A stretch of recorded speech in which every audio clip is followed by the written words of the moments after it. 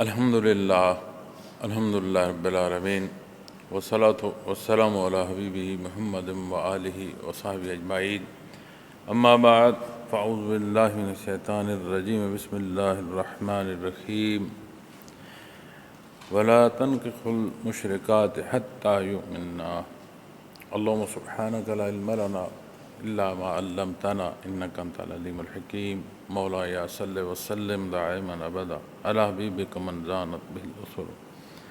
معزز سامعین کرام، السلام علیکم ورحمۃ اللہ وبرکاتہ. فرمایا گیا ہے اور مشرک عورتوں سے ان کے ایمان لانے تک نکاح نہ کرو.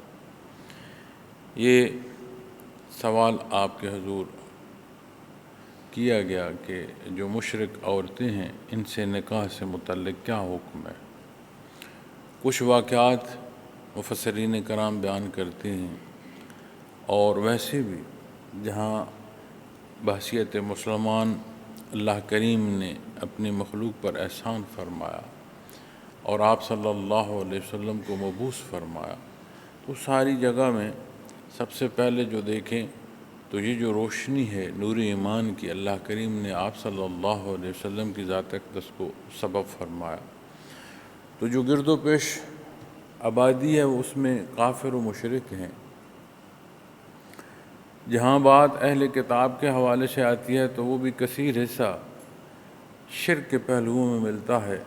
تو دعویٰ اہل کتاب کے ہونے کا ہے، لیکن جب بات شرک کی آتی ہے تو سمجھ آتی ہے کہ اہل کتاب نہیں. اگر اہل کتاب ہوتے تو پھر شرک نہ کرتے، چونکہ حضرت آدم علیہ السلام سے لے کر نبی کریم صلی اللہ علیہ وسلم کی ذات اقدس تک جو عقیدہ توحید کا ہے یہ سب سے پہلے بیان فرمایا گیا کہ اللہ جل شانہ کی وحدانیت. یہی آج ہمارا کلمہ بھی ہے، جیسے لا الہ الا اللہ محمد رسول اللہ، یہ ابتدا ہے.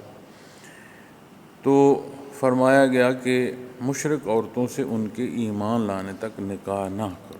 اب جس آبادی میں دعوت اسلام کی ابتدا ہے تو وہیں خاندان ایسے بھی ہیں جن میں سے کچھ افراد ایمان لے آئے اور کچھ افراد جو ہیں وہ بتوں کو پوجتے رہے، کچھ کسی دیگر مذاہب سے جو ہے ان کا تعلق رہا. تو عزیزداری، شناسائی، ایک جگہ کا رہن سہن، پھر اس سے پہلے جو حالات تھے دین اسلام سے پہلے جو عہد جہالت کے حالات تھے، اس میں جو روش خواتین کے ساتھ اختیار کی جاتی تھی یا جو حیثیت معاشرے میں انہیں دی جاتی تھی، اسے اس سے بہتر سمجھنے کی اور کوئی مثال نہیں ہے کہ بیٹی کو زندہ درگور کر دیا جاتا تھا. اور وہ کیوں زندہ درگور کیا جاتا تھا کہ معاشرے میں جس انداز سے اسے دیکھا جاتا یا جو اس کی حیثیت تھی، کہ اس ڈر سے کہ یہ ساری صورتحال جو ہے اسے پیش آئے گی.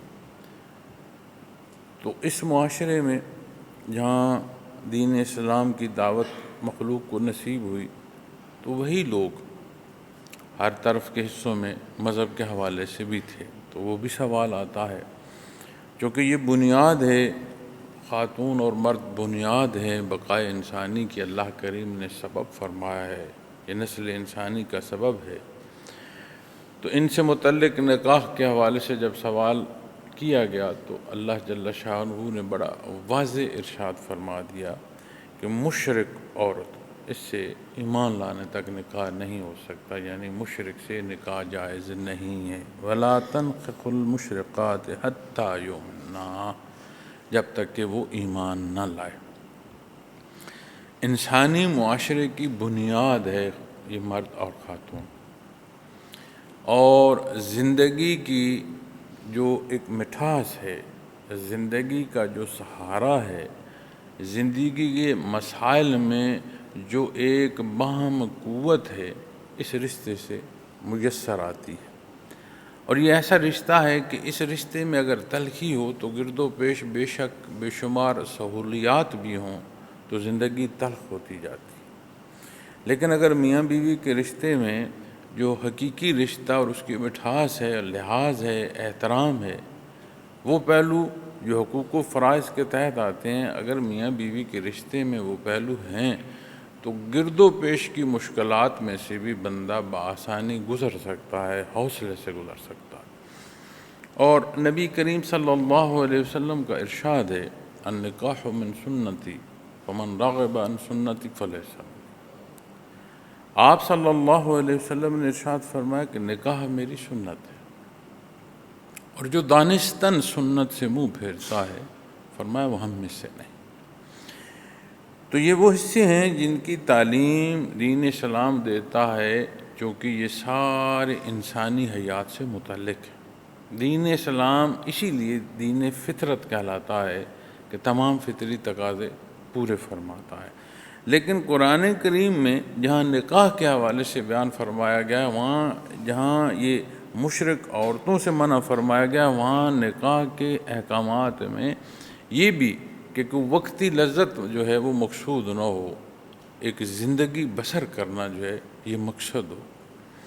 تو تمام پہلوؤں کو جو قرآن کریم میں نکاح سے متعلق بیان فرمائے گئے ہیں، اور نبی کریم صلی اللہ علیہ وسلم نے جو کچھ ارشاد فرمایا ہے، جو قرآن کریم کی تفسیر فرمائی، اور جو احادیث مبارکہ میں آپ صلی اللہ علیہ وسلم نے ارشاد فرمایا، اور جو سنت خیر الانام، اس تمام حصے کو سمجھا جائے اور اختیار کیا جائے تو یہ جو آج معاشرے میں زندگی کٹھن ہو چکی ہے، یہ سہل ہوتی چلی جائے۔ بے شمار مثالیں ہمارے سامنے آتی ہیں کہ رشتے نہیں ہو رہے، اور جہاں رشتہ ہوتا ہے وہاں تلخی پیدا ہو جاتی ہے، اور وہ اتنی تلخی ہوتی ہے کہ رشتے سے پہلے کی مشکلات کم تھیں اور رشتے کے بعد مشکلات زیادہ ہو گئیں۔ ایسا کیوں ہے؟ بیٹی والا بھی رشتہ تلاش کر رہا ہے، بیٹے والا بھی رشتہ تلاش کر رہا ہے۔ ایسا کیوں نہیں ہو رہا کہ جو بیٹی کی رشتے کی تلاش میں ہے اور جو بیٹے کا رشتہ تلاش کر رہا ہے، دونوں کو آپس میں رابطہ مل جائے؟ ایسا کیوں نہیں؟ اس لیے کہ ہم سارے اپنی پسند پر آ گئے ہیں۔ اللہ کریم کا حکم جو ہے وہ ہماری زندگیوں میں اولیت جو ہے وہ نہیں رکھتا۔ یہ وہ حقیقت ہے اور تلخ حقیقت ہے جس میں سے ہم گزر رہے ہیں۔ مانتے ہیں کہنے کی حد تک، اس ماننے کا عمل تک کوئی اثر نہیں آتا۔ تو جو حصے اللہ کریم دین اسلام میں ارشاد فرمائے ہیں، ہماری رہنمائی فرمائی گئی ہے، یہ ساری انسانی زندگی کی ضرورت ہے۔ ہماری ضروریات کی بہترین تدبیر، بہترین راہ دین اسلام۔ اب جب دین اسلام کی بات آئے تو ہم کہتے ہیں دین کا جاننا مولانا کے ذمے ہے، مدارس کا کام ہے، بالعموم ہم اپنی ضروریات دین جو ہے اسے جاننے کی کوشش نہیں کرتے۔ پھر جہاں جانتے ہیں وہاں ہمارا جاننا اس درجے کا نہیں ہے کہ اس ماننے میں یہ قوت ہو کہ وہ عمل تک پہنچے، تو ان مسائل کا ہم شکار۔ تو بہرکیف جو ارشاد فرمایا جا رہا ہے جس حصے پر، اس سے متعلق عرض کرتا ہوں کہ یہ جو قرآن کریم اہل کتاب کے حوالے سے ارشاد فرمایا گیا نکاح کا، تو جب اہل کتاب فرمایا گیا تو اہل کتاب کا ثابت ہونا اس کا بھی کوئی اصول ہے۔ صرف دعویٰ جو ہے کہ اہل کتاب ہے، اس کا دعویٰ ہے، اسے اہل کتاب نہیں ہونا جو ہے یہ شرف نصیب ہوتا۔ گو کہ بعثت محمد رسول اللہ صلی اللہ علیہ وسلم کے بعد یہ واضح ہے کہ پہلے سارے جو احکامات ہیں وہ منسوخ ہیں، وہ احکامات ہیں جو نبی کریم صلی اللہ علیہ وسلم نے ارشاد فرمایا۔ بھلے بالعموم زندگی میں کسی پہلی جو عادت ہے اسے آپ نے رائج رکھا تو بھی وہ پہلا حکم نہیں ہے، آپ کا رائج رکھنا جو ہے یہ دین اسلام کا حکم ہے۔ ان اصول و ضوابط کو دیکھتے ہیں تو محترم سامعین کرام، انسانی زندگی ہے، احساس ہے، ضروریات ہیں اور خواہشات کا ایک بہت بڑا حصہ ہے۔ قرآن کریم جہاں یہ سارے احکامات بیان فرماتا ہے وہاں یہ بھی فرماتا ہے کہ حق سے دور ہونے والا خواہشات کی پیروی کرتا ہے۔ تو جب ہم صرف خواہشات کو لے کر بیٹھیں گے مسائل پیدا ہوں گے، اس لیے کہ خواہشات انصاف نہیں کرتی۔ وہ کوئی خواہش جو انصاف کے تحت ہو وہ دین اسلام کو حکم ہے، اس پر عمل کرنا عبادت کے درجے میں داخل ہو جاتا ہے، چونکہ ضروریات زندگی اور خواہشات، اس میں جو عدل ہے وہ دینی احکام سے ہے۔ تو نکاح سے متعلق قرآن کریم میں متعدد جگہ ارشاد فرمایا گیا ہے، تو ان اصول و ضوابط کا جاننا اور اپنی زندگی میں اطلاق لازم ہے۔ وَلَا أَمَةٌ مُؤْمِنَةٌ خَيْرٌ مِّن مُشْرِكَةٍ وَلَوْ أَعْجَبَتْكُمْ، ارشاد فرمایا اور مومن لونڈی مشرک عورت سے بہتر ہے، خواہ وہ تمہیں اچھی بھی لگے۔ جہاں اہل کتاب کے حوالے سے بحث ہمیں ملتی ہے، وہیں یہ جو غلام اور لونڈی ہے، اس سے متعلق بھی ایک بحث ہمارے سامنے آتی ہے۔ تو اہل کتاب کے حوالے سے آتی ہے کہ قرآن کریم نے اہل کتاب کو جو ہے وہ اجازت دی کہ نکاح کی، اس لیے اجازت ہے کہ کوئی بھی اہل کتاب جو ہے اس سے، یعنی یہود و نصارہ سے نکاح کر سکتا ہے۔ تو اہل کتاب کا ہونا جو بنیاد ہے توحید، جب آپ وہاں جائیں گے تو آج جو کچھ شرک اہل کتاب کے نام پر کیا جاتا ہے، تو پہلی بات تو وہ احکامات جو نبی کریم صلی اللہ علیہ وسلم نے ارشاد فرمائے، دین اسلام آج سارا ہوا۔ دوسری بات کہ اہل کتاب، اگر اس پہلو سے آپ دیکھتے ہیں تو اہل کتاب کو شرک کا حکم نہیں تھا، یہ تو نہیں حکم تھا کہ اللہ کے انبیاء علیہ السلام کو اللہ کا بیٹا قرار دے دیا جائے، اللہ کے ساتھ انہیں شریک کر دیا جائے۔ تو جو شرک کرتا ہے اس کا وہ دعویٰ جو اہل کتاب کا وہ پہلے ہی ختم ہو جاتا ہے۔ اور جب اس بات کو آپ خطۂ عرب میں دیکھتی ہیں کہ یہ آیات کے نزول کے ساتھ کتنے نکاح ہوئے اہل کتاب کے ساتھ، چونکہ جس اہل کتاب کو اللہ کریم نے حق پر کاربند فرمایا کہ وہ اپنے ساتھ حق پر عمل کرتے ہوئے زندگی بسر کر رہے تھے، وہ دین اسلام میں داخل ہو گئے، انہوں نے آپ صلی اللہ علیہ وسلم کے ساتھ کلمہ حق جو ہے وہ انہیں پڑھنا نصیب ہو گیا۔ پھر جب فتوحات مملکت اسلامیہ کی ہوئیں تو ان فتوحات کے ساتھ یہ معاملہ بھی پیش آیا کہ مجاہدین نے نکاح جو ہے وہ اس حکم کے تحت کہ اہل کتاب کے ساتھ نکاح جائز ہے، نکاح کیے۔ حضرت عمر فاروق رضی اللہ تعالیٰ عنہ تک جب یہ خبر پہنچی تو آپ نے تمام نکاح منسوخ کر دیے اور وہ خواتین واپس کر دیں، انہی احکامات کے تحت جو میں آپ کے حضور پیش کر رہا ہوں۔ دوسرا حصہ جو بحث میں آتا ہے کہ غلام اور لونڈی کے حوالے سے تاریخ انسانی کا جائزہ لیں تو جہاں کسی نے فتح کیا، مفتوح علاقوں کے حالات اور مفتوح قوم کی حالت، تاریخ انسانی میں آپ دیکھیں بندہ حیران ہو جاتا۔ تو اسلام میں جسے غلامی دی گئی وہ لوگ ہیں جو اسلام کے خلاف سفرا ہوئے، اور جب خلاف سفرا ہوئے تو پھر ایک حصہ وہ بھی ہے جو عمومی طور پر دنیا کے ساتھ ہوتا رہا ہے اور آج بھی ہوتا ہے، اور ایک وہ حصہ ہے جہاں انسانی حقوق دیے گئے۔ پھر دین اسلام میں یہ ترغیب نہیں دی گئی کہ اللہ کی مخلوق کو غلام رکھو۔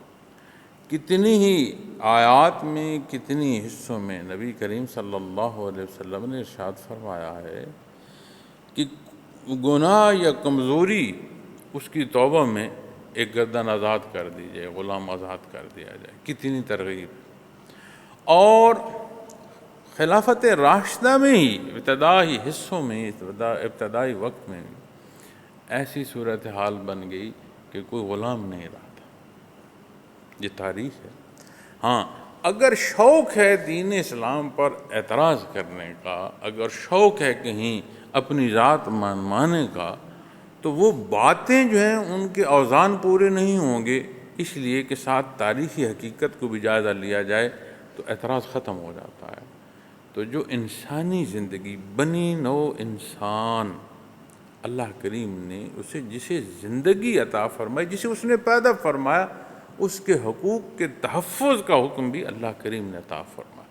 اور جہاں کسی کو سزا ہے آپ اقوام سابقہ کے حالات پڑھیں قرآن کریم میں کہ جن پر عذاب کا سبب کیا ہو، ان کا اپنا کردار۔ اسی طرح جہاں حقوق میں ہم مساوات کے حوالے سے بحث کرتے ہوئے جو عمل ہے اس پر نتیجے کا انحصار دیکھیں گے تو سمجھ آتی ہے کہ جو اس دین اسلام کے احکامات ہیں یہ عین انسانی ضرورت ہیں، کیونکہ جو تجاوز کرتا ہے اسے روکنے کا سبب ہے، جو کمزور ہے اسے سہارا اور اس کا تحفظ بنتا ہے دینی احکامات کے تحت۔ اور فرمایا اسے اپنی خواہش پر نہ لو کہ تمہیں کیا پسند ہے۔ یہ جو فرمایا گیا نا والا آمَتٌ مُؤْمِنَةٌ، تو فرمایا خیر من مشرکۃ، کہ یہ وہ حصے ہیں کہ اپنی پسند پر انحصار نہ کرو، وَلَوْ أَعْجَبَتْكُمْ، تم اپنی پسند کو جو مقدم ٹھہراؤ گے مسئلہ آئے گا، مسائل پیدا ہوں گے۔ اپنی ضرورت اور اپنی پسند دونوں کا جائزہ لو اور دونوں حصوں میں یہ غور کرو اور اطلاق کرو کہ جو دینی حکم ہے وہ کیا ہے۔ بھلے دنیا کا حصہ تمہیں بھلا لگ رہا ہو، لیکن حقیقت اس کی یہ ہے کہ اس میں بھلائی ہے نہیں، یہ تمہیں دھوکہ ہو رہا۔ ہم دیکھتی آنکھوں روشن دن میں کتنی دفعہ بولتے ہیں کہ ہم کسی شخص سے متعلق دیکھتے ہیں کہ یہ فلاں جاننے والا جا رہا ہے یا آ رہا ہے، ہم جب قریب آتے ہیں تو سمجھ آتی ہے کہ نہیں مجھے غلطی لگی ہے، یہ وہ نہیں ہے۔ کتنی دفعہ کسی کی آواز سنتے ہیں تو ہم سمجھتے ہیں کہ یہ فلاں میرا جاننے والا شخص جو ہے اس کی آواز ہے، پلٹ کر دیکھتے ہیں تو وہ نہیں ہوتا۔ تو اپنی دیکھتی آنکھوں ہم دھوکہ کھا رہے ہوتے ہیں۔ تو جو چیز ہم نے تصور کی، سوچی یا خواہش میں ہے، اس سے متعلق ہم یہ نتیجہ اخذ کر لیں کہ نہیں اسی میں بھلائی ہے جو میں چاہ رہا ہوں، تو یہ درست نہیں ہے۔ بھلائی اس میں ہے محترم سامعین کرام جس کی اجازت اللہ کریم نے عطا فرمائی۔ تو فرمایا اور مومن لونڈی مشرک عورت سے بہتر ہے، خواہ وہ تمہیں اچھی بھی لگے۔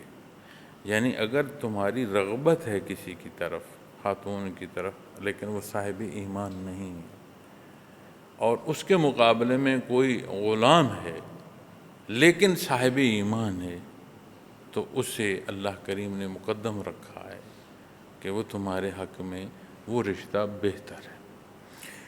اب بات انسانی رشتے اور انسانی وجودی ضرورت کی ہو رہی ہے، لیکن معزز سامعین کرام اس ضرورت کی تکمیل میں وہ اصول ارشاد فرمایا جا رہا ہے جس میں حقیقی فلاح ہے اور ابدی فلاح ہے۔ تو قرآن کریم کی آیات ہیں، ایک حصہ جہاں بیان فرمایا جا رہا ہے اس میں اصول بیان فرمایا جا رہا ہے۔ جب اصول کو آپ دیکھیں گے اس اصول کا اطلاق ہماری زندگی کے کتنے حصوں پر اثر انداز کرے گا۔ اسی آیہ کریمہ سے آپ دیکھیں کہ یہاں تو بات رشتے کی فرمائی جا رہی، دنیا میں جب ہم اپنی زندگی کے معاملات کو دیکھتے ہیں تو کتنے ہی پہلو ایسے ہیں کہ جو ہماری پسند ہوتی ہے، ہماری خواہش ہوتی ہے، لیکن اس کا نتیجہ جو ہے وہ درست نہیں ہوتا۔ کیوں کہ وہ زیادتی ہوتی ہے، ہم اپنی پسند کے ساتھ کسی کی حق تلفی کر رہے ہوتے ہیں۔ تو جو پسند دینی حکم کے ساتھ ہوتی ہے اس میں حقوق و فرائض جو ہیں ان کی بھی تکمیل ہو رہی ہوتی ہے، کسی کے ساتھ ظلم نہیں۔ تو اپنی زندگی سے مثال لیں، دیکھیں کہ میں کیا پسند کر رہا ہوں، اور پھر جب ہماری پسند دین اسلام سے باہر ہے تو پھر مزید ٹٹولنے کی ضرورت ہے، مزید اپنا آپ کھریدنے کی ضرورت ہے کہ ایسی پسند میری کیوں پیدا ہو رہی ہے جو حق سے دور ہے۔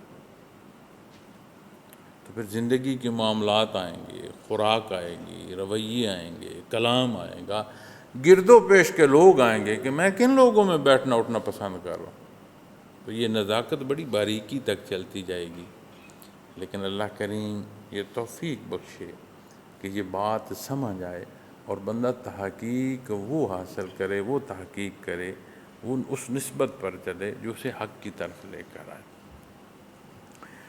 تو بات میرے اور آپ کی پسند کی نہیں ہے کہ اس میں بھلائی ہے اور کتنی ہے، بات اللہ کے حکم میں ہے، کیونکہ اس میں یقیناً بھلائی ہے۔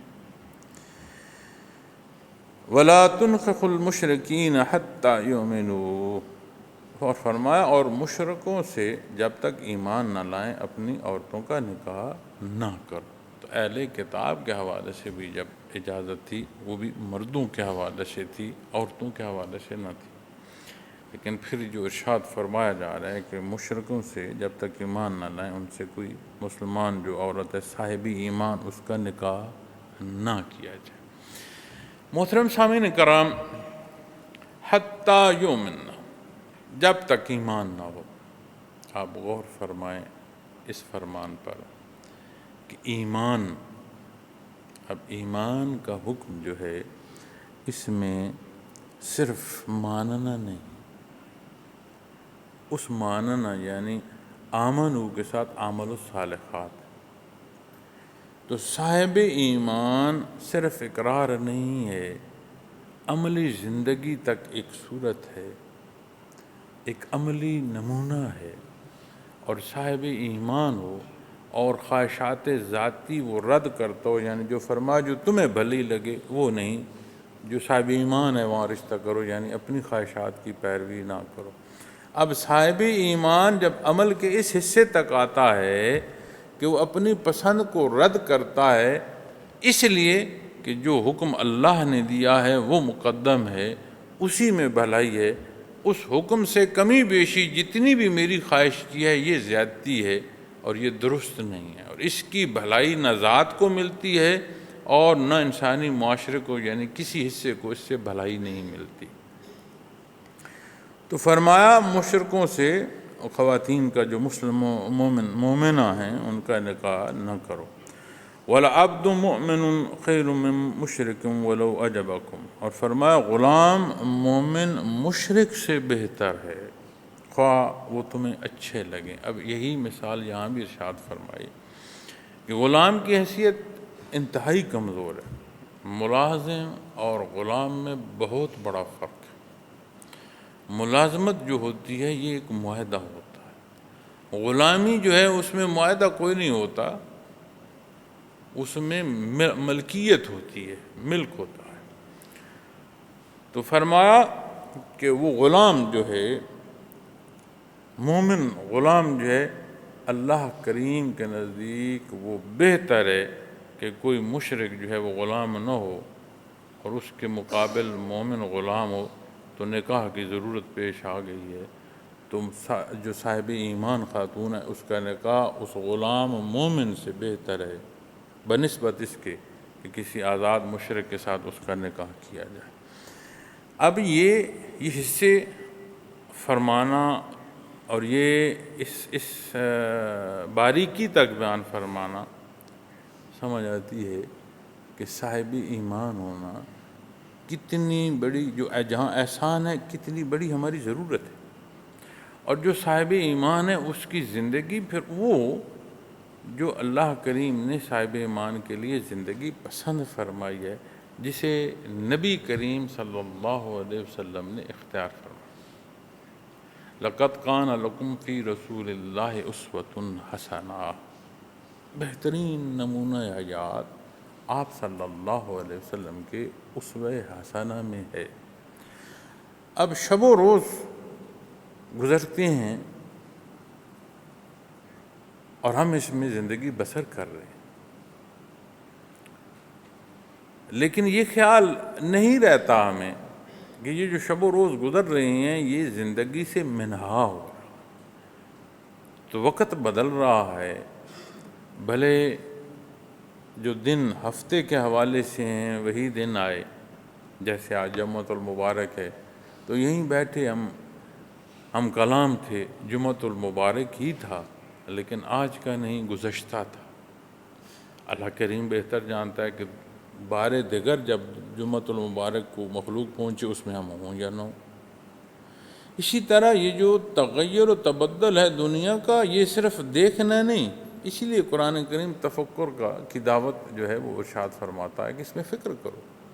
تو یہ ہماری زندگیوں سے محترم سامعین کرام منہا ہو رہے ہیں یہ لمحات، لیکن ایام کی اہمیت، ان کا احترام قرآن کریم میں بیان فرمایا گیا، جیسے جمعۃ المبارک کا احترام ہے کہ مبارک دن، جیسے حرمت والے ایام بیان فرمائے گئے ہیں، جیسے رمضان المبارک کی برکات بیان فرمائی گئی ہیں، اسی طرح جو انسانی مزاج ہے اس میں بعض ایسے واقعات ہوتے ہیں جن کی نسبت کسی کو ہو تو اس کے نزدیک وہ دن اہم ہوتے ہیں۔ لیکن بات پھر یہیں جو ابھی بیان ہو رہی ہے کہ پسند ہماری یا پسند ذاتی کی بات نہیں ہے، اپنی پسند کو اللہ کے حکم کے تحت لایا جائے۔ انہی ایام کے تغیر و تبدل میں آپ غور فرمائیں کہ ماہ مبارک ربیع الاول کی آمد۔ اب ماہ مبارک ربیع الاول صبح و شام اسی طرح اس میں بھی دن چڑھے گا، رات آئے گی، رات جائے گی، دن آئے گا، یہی تغیر ہمیں اس میں بھی نظر آئے گا۔ اس کی اہمیت کیا ہے؟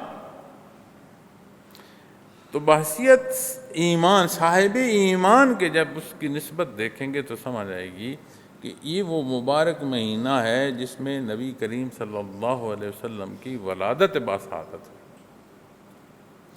اب اس خوشی منانے کا اور اس نسبت میں تعلق کیا ہے، جس سے پوچھیں وہ آپ کو بتائے گا امتی کا ہے۔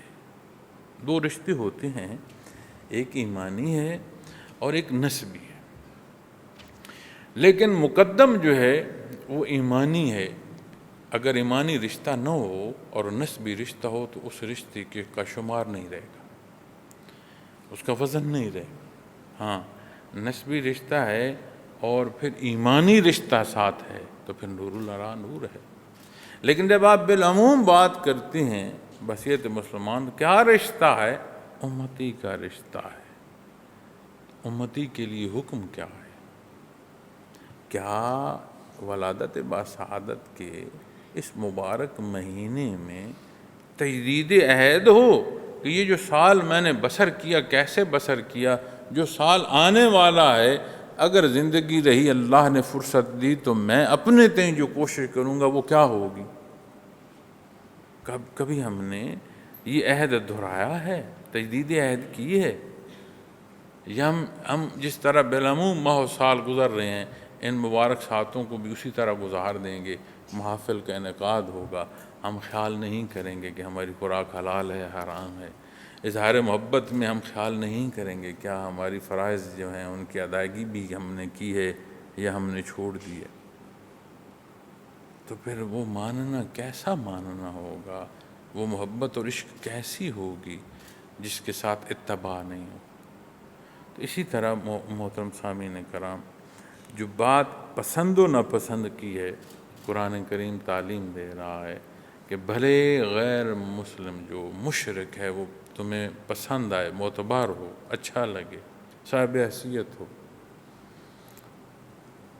اس کی نسبت خاتون جو مومنہ ہے اس کا نکاح ایک غلام جو ہے لیکن وہ صاحب ایمان ہے اس سے بہتر ہے۔ اولئک یدعون الی النار، قرآن کریم نتیجہ ارشاد فرما رہا ہے کہ یہ لوگ دوزخ کی طرف بلاتے ہیں۔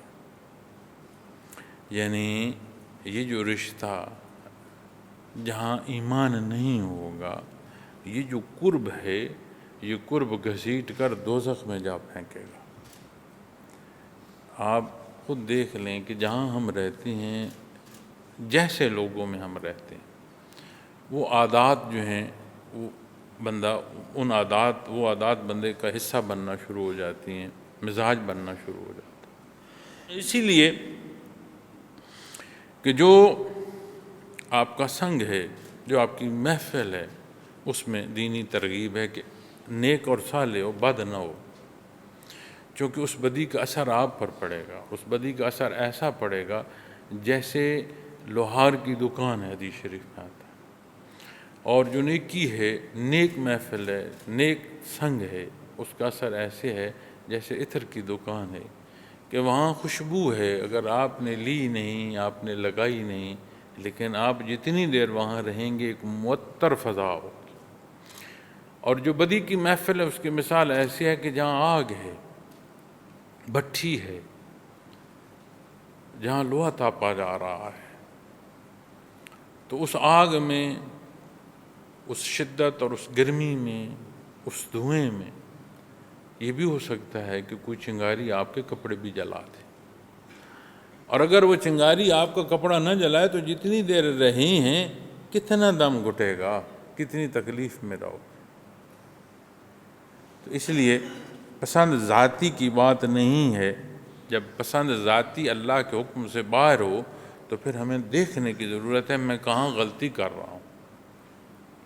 جب دینی حکم مزاج انسانی کے مطابق ہے اور میری خواہش دینی حکم سے تجاوز میں ہے تو میرے مزاج کو کیا ہوا ہے کہ یہ حق سے دور جا رہا ہے؟ تو جیسے میں نے عرض کیا، اگر لقمہ حرام ہے تو مزاج اسلام کے مطابق اور اسلام کے حکم کے تحت کیسے آئے؟ ہم بڑے شوق سے اور بڑی محبت سے اپنی اولاد کی پرورش کریں اور بے دینی پھیل رہی ہو ان کے اندر، کیوں؟ کیا ہمیں تلاش کرنے کی ضرورت نہیں ہے کہ جو رزق میں نے کھلا رہا ہوں کہیں حرام تو نہیں کھلا رہا؟ حرام کھلاؤں گا تو کتنی ولایت کے درجے وہ حاصل کر لیں گے؟ ان کے ساتھ بھی ظلم کر رہا ہوں اور اپنے آپ کے ساتھ بھی ظلم کر رہا ہوں، ان کی نسبت بھی اور اپنی ذات کی نسبت بھی، اس لیے کہ یہ سارا حساب ہوگا اور اس کا جواب دینا ہوگا۔ تو جہاں خواہشات ذاتی دینی حکم کے ساتھ کمی بیشی کی صورت میں آ رہی ہیں، وہاں یہ دیکھنے کی ضرورت نہیں ہے کہ میری خواہش پوری ہو یا نہ ہو، یہ دیکھنے کی ضرورت ہے کہ یہ خواہش پیدا کیوں ہو رہی ہے جو تجاوز میں، اس کا سبب کیا ہے؟ یہ نا بندے کو سردی لگتی ہے محترم سامعین کرام، تو بندہ گرد و پیش دیکھتا ہے، بارش ہے، برف باری ہے، سردیوں کا موسم ہے، میں ایسی جگہ کھڑا ہوں جہاں میرے گرد کوئی عمارت یا کسی عمارت میں نہیں ہوں، تو سردی لگ رہی ہے، اسے فوراً سمجھ آتی ہے کہ سردی وجود کو لگنے کا سبب کیا؟ اگر یہ سارا کچھ نہیں ہے تو بیماری تو اندر ہے، وہ بیماری میرے وجود پر اثر کر رہی ہے کہ مجھے سردی لگ رہی ہے۔ تو بندے کو جب یہ فکر لاحق ہوتی ہے تو وہ اس کا تدارک کرتا ہے، بیماری کی صورت میں دوا کی طرف جاتا ہے، اور بالعموم جو زندگی ہے اس میں پھر وہ اپنے لیے لحاف ڈھونڈتا ہے کہ میں کسی لحاف میں ہوں تاکہ میرا وجود جو ہے وہ ٹھٹھرے نہیں۔ اسی طرح آپ گرمی کی شدت کو دیکھیں، لوگ سردیوں کے موسم میں بیماری کی حالت میں ہم دیکھتے ہیں انہیں پسینہ آ رہا ہوتا ہے، گرمیوں میں آپ باہر دھوپ میں کھڑے ہو جائیں اور کہیں گرمی کیوں لگ رہی ہے، تو کسی بڑی فکر کی ضرورت نہیں ہوتی، فوراً سمجھتا ہے انسان کہ یہ جو گرمی لگ رہی ہے اس کا علاج یہ ہے کہ میں چھاؤں میں جاؤں، چھاؤں تلاش کرتا۔ تو جب ہماری سوچ، ہماری پسند، ہماری چاہت اللہ کے حکم سے کمی بیشی میں ہے تو کیا ہمیں ضرورت نہیں ہے کہ ہم دیکھیں کہ یہ برا سوچ میں کیوں رہا ہوں؟ تو جب یہ ہم دیکھیں گے تو اس کا سبب ہمیں مل جائے گا۔ نماز کی ادائیگی فرض میں سب سے بڑا حکم ہے۔ 5 وقت کی نماز، 5 وقت اللہ کے حضور پیش ہونا۔ نماز کے حصول میں قرآن کریم ان الصلاۃ تنہی عن الفحشاء والمنکر، برائی بے حیائی فزیکل نان فزیکل دونوں حصوں کو، ظاہری اور باطنی دونوں حصے داخل ہو جائے۔ نماز پورے اہتمام کے ساتھ پڑھی جائے، اس کی نیت، اس کے وضو، اس کی ادائیگی، اس میں دھیان، ایک ایک لفظ جو ہے اس کی ادائیگی کا خیال رکھتے ہوئے آپ نماز جو اس کا حکم ہے اس کے تحت ادا کریں۔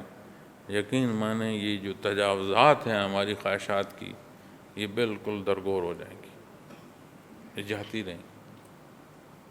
لیکن ہم جب عبادات کرتے ہیں تو ہم عبادات دنیا کو منسوب کر کے کر رہے ہوتے ہیں، اس میں ذات کو رکھ کے کر رہے ہوتے ہیں، نہ حکم دیکھتے ہیں نہ ذات باری تعالیٰ، مانتے ہیں اعلان اور ہے، لیکن میں یہاں کی بات کر رہا ہوں، میں کسی نمازی پر مترز نہیں ہوں، کسی عبادت گزار پر مترز نہیں ہوں، میں تو خود گناہگار ہوں، لیکن عبادت ہمارے حالات میں مثبت تبدیلی پیدا نہ کر رہی ہو تو پھر ہم نے اپنی عبادت کو نہیں دیکھنا، تو دیکھنا کیا ہے؟ پھر نتیجہ جا دیکھنا۔ اس لیے محترم سامعین کرام، جب ہم خواہشات ذاتی کو دیکھیں اور وہ تجاوز میں ہوں، ہر دو صورت میں، کمی یا بیشی، تجاوز دونوں صورتوں میں ہو سکتا ہے، کیونکہ حکم تو عین حکم ہے، تو پھر کیا نہیں ضرورت کہ ہم دیکھیں یہ سبب، یہ مزاج میرا کیوں بن رہا ہے؟ اور یہ جو غلطی اور گناہ ہے، اس سے ثابت ہوتا ہے کہ بندہ اللہ کی رحمت سے دور ہے۔ کیوں؟ قرآن کریم نے متعدد جگہ فرمایا ہے، بڑا واضح فرمایا ہے، اللہ جسے ہدایت دینا چاہے اسے ہدایت دیتا ہے، اور اللہ جسے نہ ہدایت دینا چاہے اسے نہیں دیتا۔ ساتھ اعمال بھی بیان فرمائے ہیں کہ کیسے مزاج کو جو ہے وہ ہدایت نصیب نہیں ہوگی، اور کیسے اعمال اختیار کرنے والے کو ہدایت نصیب ہوگی۔ قرآن کریم بڑی واضح آیات ہے۔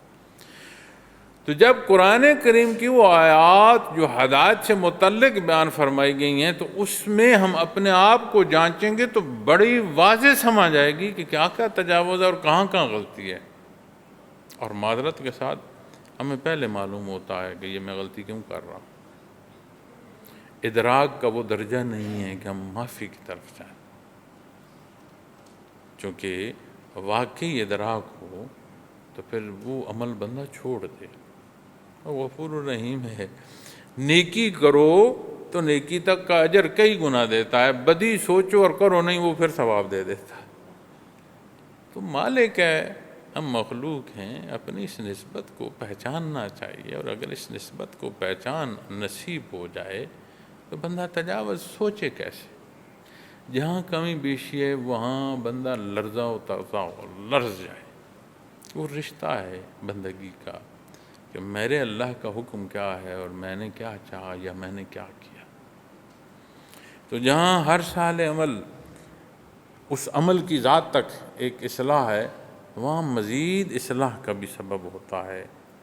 اللہ کریم ہمیں سہل اعمال کی توفیق عطا فرمائے، کمی بیشی معاف فرمائے۔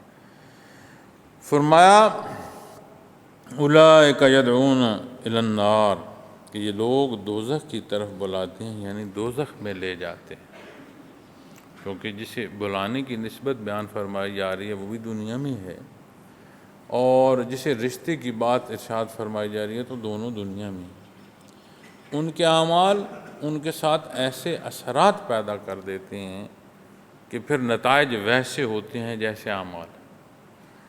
تو جو بدبخت ہوگا، مشرک اور کافر ہوگا، اس کے ساتھ جو رشتہ ہے وہ مزید نقصان کا سبب ایسا ہوگا کہ جیسے اس کی مثال بیان فرمائی جا رہی ہے کہ یہ آگ کی طرف لے جانے والے ہیں، دوزخ کی طرف لے جانے والے ہیں۔ واللہ یدعو الی الجنۃ والمغفرۃ بإذنہ، اور فرمایا اور اللہ اپنے حکم سے جنت اور بخشش کی طرف بلاتے ہیں۔ رشتہ صاحب ایمان سے ہر دو صورت میں، خاتون یا مرد، اور رشتہ مرد یا خاتون مشرک یعنی کافر یا مشرک سے، تو کافر جو ہے یا مشرک جو ہے اس کے ساتھ رشتہ ایسے ہے جیسے وہ تمہیں آگ میں لے جائے گا۔ اب وہی رشتہ صاحب ایمان سے ہے، تو اللہ کریم نے یہ نہیں فرمایا کہ وہ صاحب ایمان تمہیں جنت کی طرف بلاتا ہے۔ اللہ کریم نے اس آیہ کریمہ میں آپ غور فرمائیں، پہلے حصے میں بیان فرمایا کہ وہ جو مشرک ہے یا کافر ہے وہ رشتہ ایسا ہے جیسے وہ تمہیں آگ کی طرف بلاتا ہے۔ بلانے کی نسبت کس کی طرف ہے؟ اس کافر و مشرک کی طرف۔ اب جب صاحب ایمان کی نسبت بات آئی تو اللہ کریم ارشاد فرما رہے ہیں واللہ، اللہ کریم نے یہ سب اپنی ذات پر لیا۔ اب صاحب ایمان کیا ہے؟ اس نے اللہ کے حبیب کا حکم ماننا۔ اللہ کے حبیب صلی اللہ علیہ وسلم کا حکم کیا ہے؟ جو اللہ کریم نے حکم ارشاد فرمایا۔ تو اللہ کے حکم کے مطابق عمل کرنے والے کا یہ مقام رب کائنات عطا فرما رہے ہیں کہ وہ حکم اپنی نسبت لے رہے ہیں، بخشش کی نسبت۔ تو فرمایا اللہ اپنے حکم سے جنت اور بخشش کی طرف بلاتے ہیں، یعنی تمہیں آسانی بھی ہوگی، تمہیں معافی بھی ہوگی۔ بخشش کہ جو کمی بیشی ہے اس کی معافی بھی اسی کے اختیار میں ہے، اور وہ تمہیں بخشش کی طرف بلاتا ہے، اور بلاتا فرمایا اللہ ہے، واللہ، اللہ بلاتا ہے۔ کتنا بڑا مقام ہے۔ تو محترم سامعین کرام، دین سمجھنے کی ضرورت ہے، ضروریات دین جاننے کی ضرورت ہے۔ ہم اپنی زندگی سے نہیں سیکھتے کہ ہم جس شعبے سے ہیں اس شعبے کی مہارت کو ہم سیکھتے ہیں، کوشش کرتے ہیں، زندگی کے تجربات سکھاتے ہیں۔ دین کی نسبت بات ہے تو ہم کہیں بات مولانا کی ہے، مولانا نے میری قبر میں جانا ہے، آپ کی قبر میں جانا ہے۔ جانتے ہوئے کو عمل نہیں کرے گا تو کیا وہ سزا سے بچ جائے گا؟ اسے زیادہ سزا ملے گی کہ تو جانتا ہے اور پھر یہ ظلم کر رہا۔ تو ضروریات دین کا جاننا لازمی ہے، تب ہم عمل کر پائیں گے۔ تو کیا ہم دینی احکامات اپنے متعلق جو ہیں وہ جانتے ہیں؟ غور فرمائیں اس چیز کو۔ ہم نے دن کا وقت، رات کا وقت تقسیم کیا ہوا ہوتا ہے، کب سونا ہے، کب جاگنا ہے، کب محنت ہے، کب مزدوری ہے، کب ملازمت ہے، کب کاروبار ہے۔ یہ ساری تقسیم ملتی ہے ہمیں اپنے اوقات کا۔ کیا کوئی وقت ایسا ہے کہ جس میں ہم نے یہ تقسیم بھی رکھی ہو کہ میں نے دین جاننا ہے؟ اللہ کا کلام ہے، یہ پڑھنا، یہ تلاوت نصیب ہو، اللہ کا کلام ہے۔ کیا ہم نے اپنے اوقات میں یہ دیکھا ہے کہ مجھے بھی یہ شرف ہم کلامی نصیب ہو؟ تو یہ وہ حقائق ہیں جس میں ہمیں ایک دوسرے کو نیچا نہیں دکھانے کی ضرورت، ادراک کی ضرورت ہے، اپنے آپ کو ٹٹولنے کی ضرورت ہے کہ میں کیا کر رہا ہوں، اس لیے کہ صالح عمل کی طرف آؤ گے۔ واللہ یدعو الی الجنۃ والمغفرۃ بإذنہ، اللہ کریم فرماتے ہیں اور اللہ اپنے حکم سے جنت اور بخشش کی طرف بلاتے ہیں۔ وَيُبَيِّنُ آیَاتِهِ لِلنَّاسِ لَعَلَّهُمْ يَتَذَكَّرُونَ، اور لوگوں کے لیے اپنے دلائل بیان کرتے ہیں تاکہ وہ نصیحت حاصل کریں۔ اللہ کریم نے کتنی باریکیاں بیان فرمائی ہیں۔ غور فرمائیں کس لیے بیان فرمائی ہیں؟ اس لیے کہ جیسے آج ہم محفل میں، دینی محفل میں خصوصی طور پر جب بیان ہوتا ہے یا دی عقیدت ہوتی ہے تو ہم بڑے زور سے کہیں کہو سبحان اللہ۔ ہمارا عمل کیوں نہ کہے سبحان اللہ؟ ہم اپنی زندگی میں وہ جو دینی تعلیم ہے اسے رائج کیوں نہ کریں؟ زندگی بسر ہو رہی ہے، معزز سامعین کرام، گزر رہی ہے۔ آپ ریت مٹھی میں لیں، اس کا سرکنا جو ہے وہ محسوس ہوتا ہے۔ زندگی کی ساعتیں جو سرک رہی ہیں یہ محسوس بھی نہیں ہوتی، پتہ نہیں چلتا، زندگی گزر جاتی ہے۔ اللہ کریم جمعۃ المبارک کی یہ مبارک ساعتیں قبول فرمائیں، ہمیں ہدایت عطا فرمائیں، ہماری جو غلطیاں اور گناہ ہیں اللہ کریم انہیں معاف فرمائیں، یہ توفیق عطا فرمائیں کہ یہ جو نصیحت قرآن کریم بیان فرما رہا ہے، یہ جو دلائل قرآن کریم بیان فرما رہا ہے، یہ نصیحت ہمیں حاصل ہو، یہ دلائل ہمیں سمجھ آئیں اور ہمارے عملی زندگی شہادت دے رہی ہو اور پکار رہی ہو۔ سبحان اللہ وآخر دعوانا الحمدللہ رب العالمین۔